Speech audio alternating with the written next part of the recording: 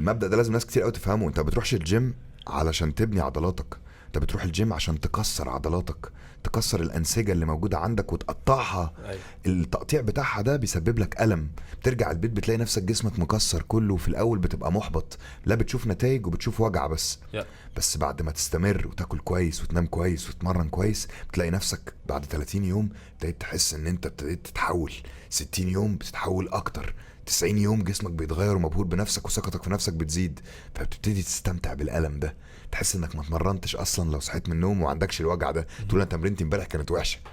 فبالتالي بدل ما كانت الوجع ده والألم ده سبب في انه بيوقفك في الاول، بقى السبب اللي يخليك تكمل وتستمر وتقيم نجاحك واو. بيه. It's a very very very smart way of thinking، ان انت تبتدي تشوف الألم اللي بتواجهه في الجورني بتاعتك وفي رحلتك للنجاح على ان هو دفعة للامام، اللي يخليك ان انت انسان افضل بمراحل مما كنت عليه، مهم. ما يرجعكش لورا.